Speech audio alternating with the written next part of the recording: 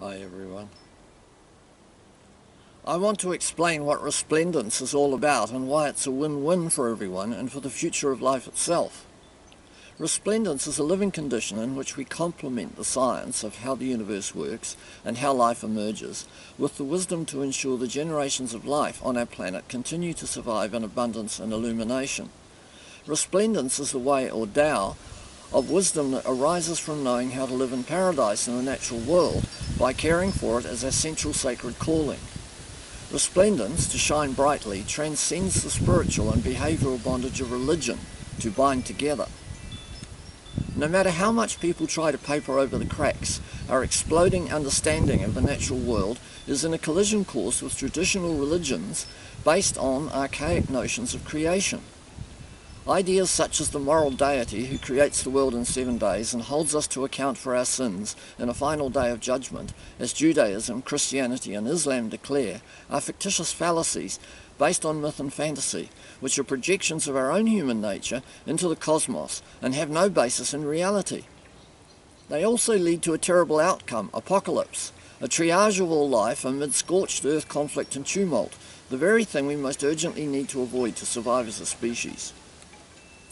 The knowledge we have gained of the universe through the scientific revolution shows us, if we are truly honest with ourselves, that there is no place in the universe for a creator deity to hide, nor is there an outside either. There is no place for God in the heavens, not in black holes, nor dark matter, nor the galaxies, nor in the centre of stars, nor in the trackless reaches of empty space, just as there is no place for jinns or angels in the rarefied upper atmosphere among the clouds. Nor can a rapture in the clouds sustain us into heaven. Only by making this world into the paradise it can naturally be can we attain the blessed condition. But this is also a condition of conscious illumination in which all the potentialities of transcendence become unfettered for us to discover.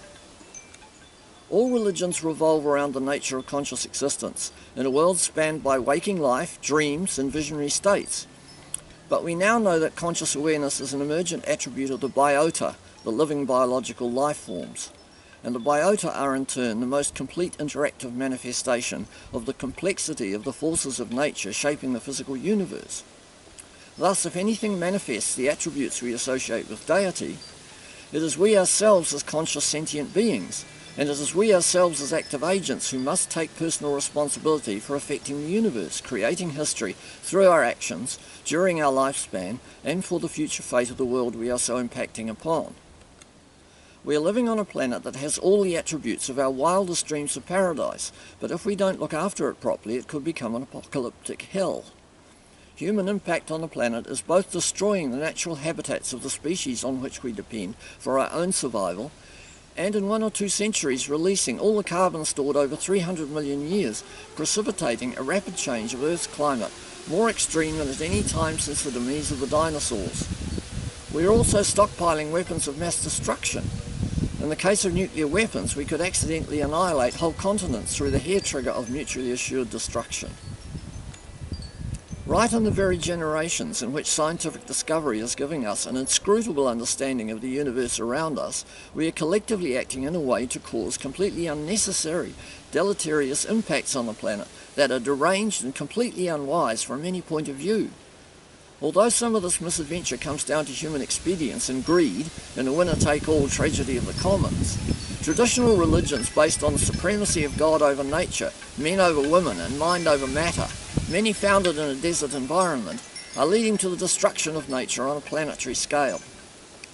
At the same time, in the pursuit of global dominance, the same religions struggle to outpopulate their competitors, exacerbating the overpopulation of the planet and the ensuing impact on its natural viability. Regardless of our diverse beliefs and cultures, we have only 2 primary goals in life. Firstly, to ensure the planet continues in as viable a state as when we entered it for the benefit of the future generations.